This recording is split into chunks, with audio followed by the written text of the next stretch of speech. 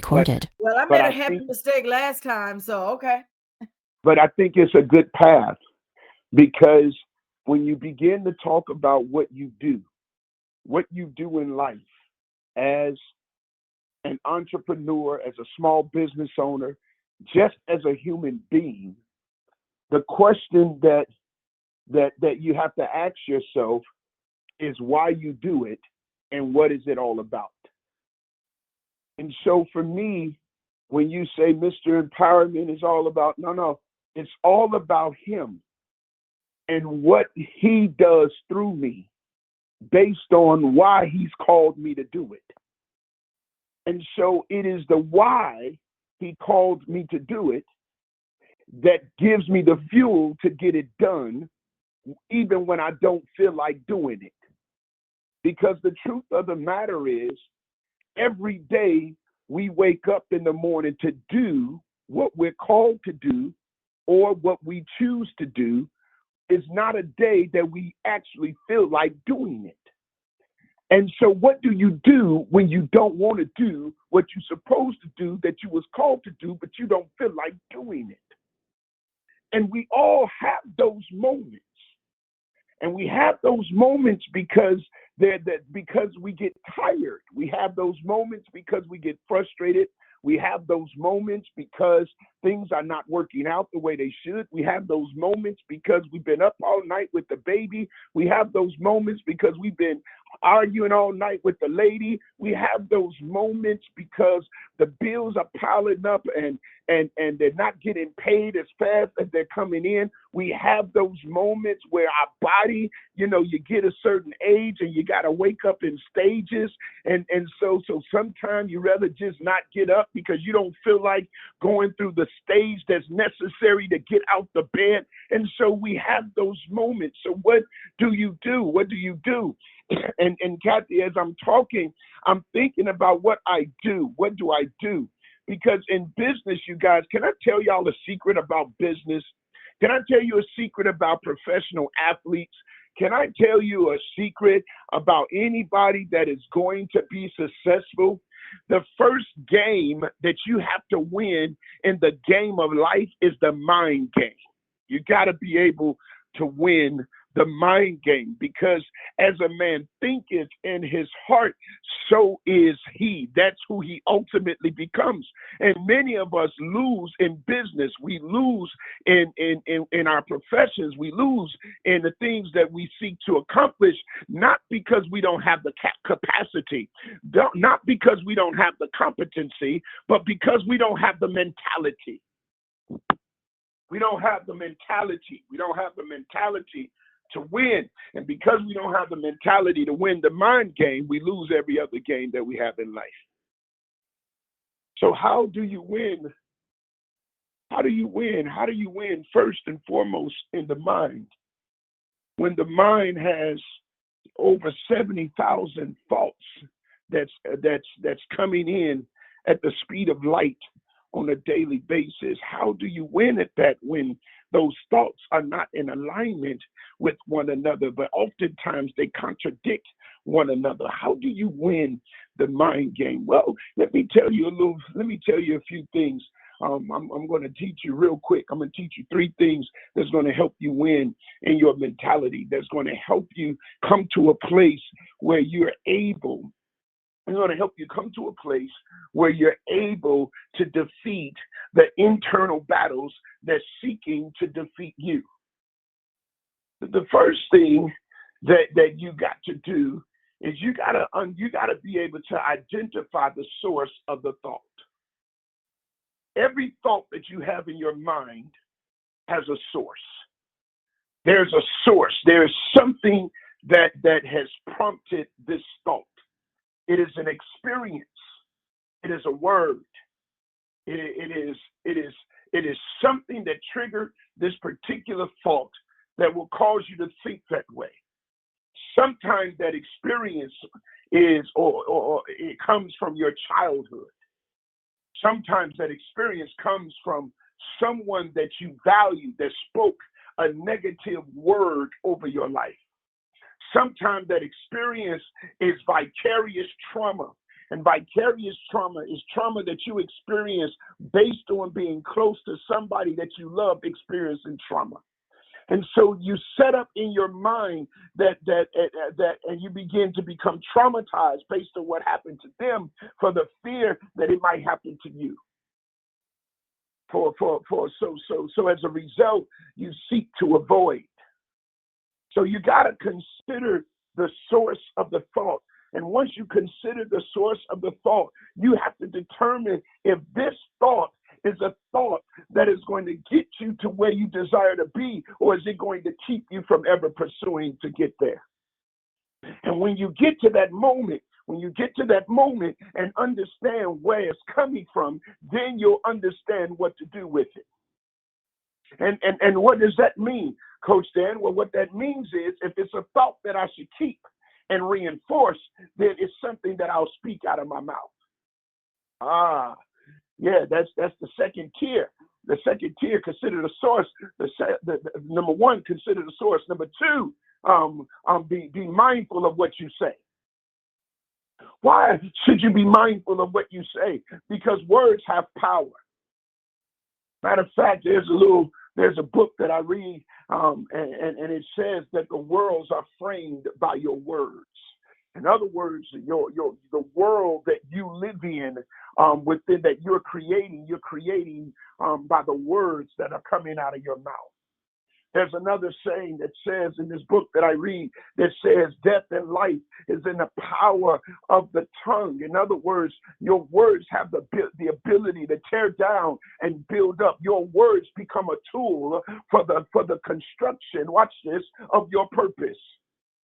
Your words become a tool for the construction of your vision. Your words become a tool. It is a tool. It becomes a seed. Thank you. It becomes a seed. Hallelujah. I said hallelujah. I wasn't supposed to say that. I thought I'm in the wrong space. I'm sorry. Let me go back. Your word is a seed for the harvest of the life that you choose to live. And a lot of times, let me tell you what we have the tendency to do. We have the tendency to speak to our pain and lose sight of our purpose. We speak on what we're going through instead of speaking on where we're going to. So you got to consider the source of thought so you'll know what kind of word to release out of your mouth. Yeah, so number one, consider the source of thought. And so if the thought is something that is negative, then you got to counteract that thought with thoughts that are positive. You got, and the way that you do that is you begin to build a more positive framework in your mind. You begin to build a more positive framework in your mind. And and as you're building that, you begin to speak that. Regardless of how you feel, speak what you're believing. And this is why it's so important that you got to believe in what you're doing. Because I don't care what business you're in, if you don't believe in what you're doing, if you don't believe that you can be successful, if you don't believe that you can accomplish the goal, let me tell you a secret, you never will. You will only go as far as your belief system will allow you. So if you have limited beliefs, you'll have limited expectation. And if you have limited expectation, you'll have limited manifestations for your life, for your business, for your family. Are you hearing me? Number one, you got to consider the source. You got to source it. Number two, you got to say it. What are you saying? You're saying what you're believing, not necessarily what you're seeing in the natural, but what you're believing can happen. And number three, you got to seek it. You got to seek what you speak.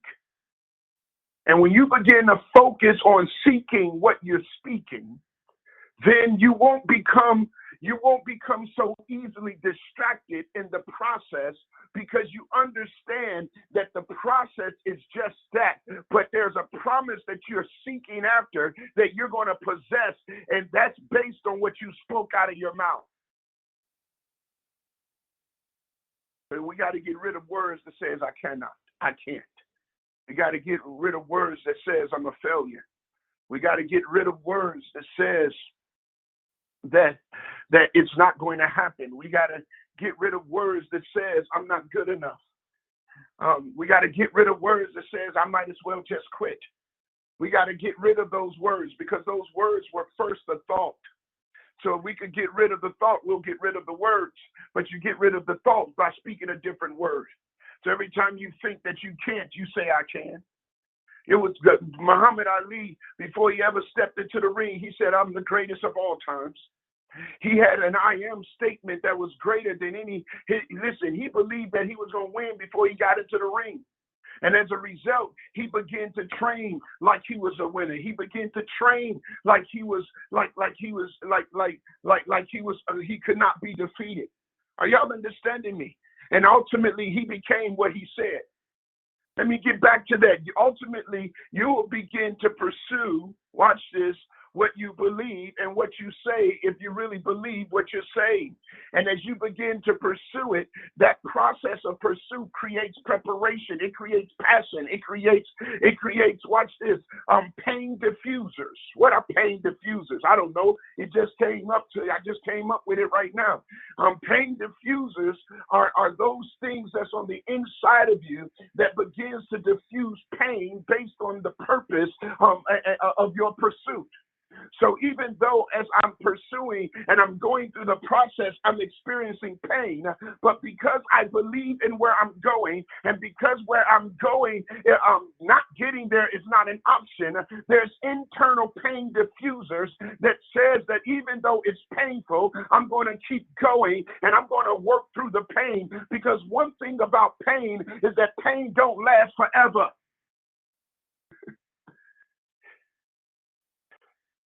Pain is going to get dealt with one way or another. And so it's important, it's imperative that you develop some I am statements. We have enough I am nots. I want you to begin to consider what you are.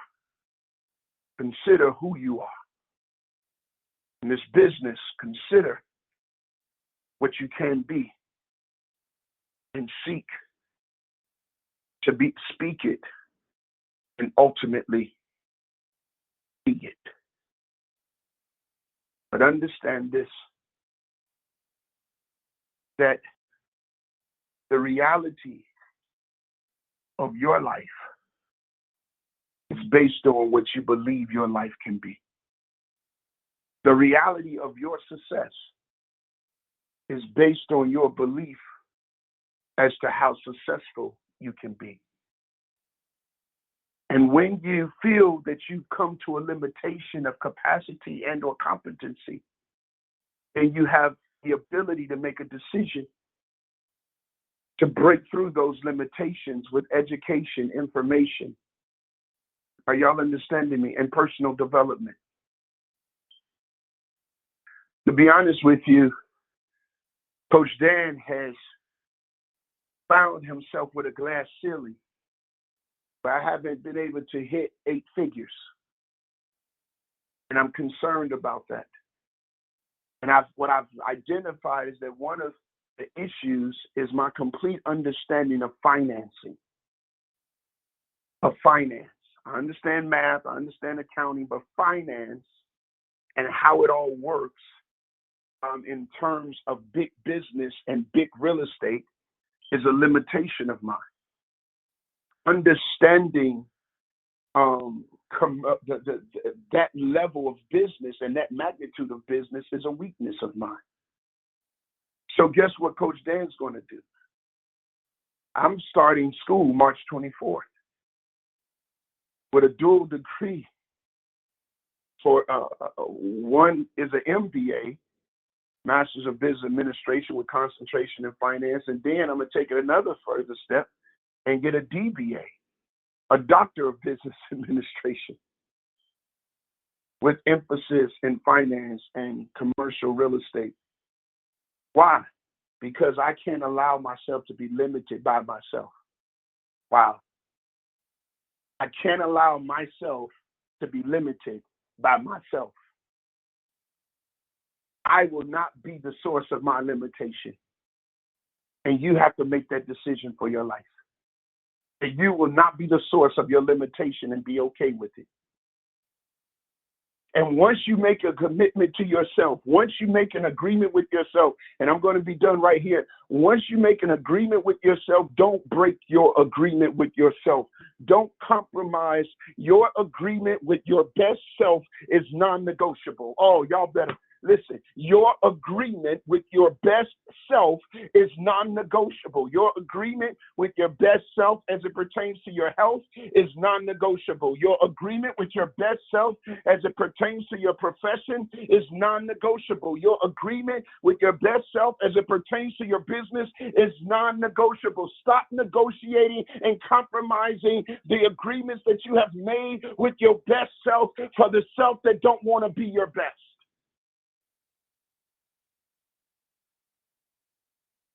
I got to get out of here. It's getting late. Listen, you guys, I hope this was helpful to you. I hope this was a blessing to you. I hope I gave you some nuggets that you could apply starting today. I want y'all to pray for me, and I need you to pray for my son and pray for my future daughter-in-law. They're having a baby, y'all. They're having a baby this coming Monday, so I'm flying out to Naples, Florida to watch my granddaughter, Faith Johnson, come into the world. I'm super excited. I'm going to be a granddad. They said, are we going to call you G. Paul? I said, no, you're going to call me granddad. I'm a granddaddy. And she said, Grandpa, that's cool. So y'all be praying for me. Thank you so much. If you're not following me on social media, please do, especially on Facebook. Go to Dan D. Johnson. Look for Dan D. Johnson. I want you to follow us there. Every Thursday at 6:30 a.m., I do an entrepreneur call where I speak prophetically. I pray for you. I intercede for you. You can do that every Thursday, 6:30 Central Standard Time. I love y'all. I love y'all for real. Miss Kathy Wacky, back to you, girl. Well, Granddaddy Coach, oh my gosh, congratulations. We'll be praying for your safe travels so that you are unfettered in getting to your grandbaby, granddaddy. Your agreement with your best self is non-negotiable. That's going to be a post today. Your agreement with your best self is non-negotiable. Folks, again, as I said, he always delivers some meat to chew on. So we appreciate that. Even though we doing plant-based, he delivered the meat today. So we appreciate you, Coach Dan, Pastor Dan, Granddaddy Dan. Y'all have a wonderful rest of your day. But before we go, do remember that Dr. Betty tonight will be along with, I'm not sure if she's going to be with one of her professionals, but I know that she is going to be highlighting today. Looking to see if Dr. Betty, if you are on, can you hit star and let us know what you'll be talking about tonight? I don't see her on here today because I think she was at the office pretty late last night. So, but just don't forget Dr. Betty, 7 p.m. Central, 8 p.m. Eastern, and Rebounding with Dr. Roz will be starting in just a moment.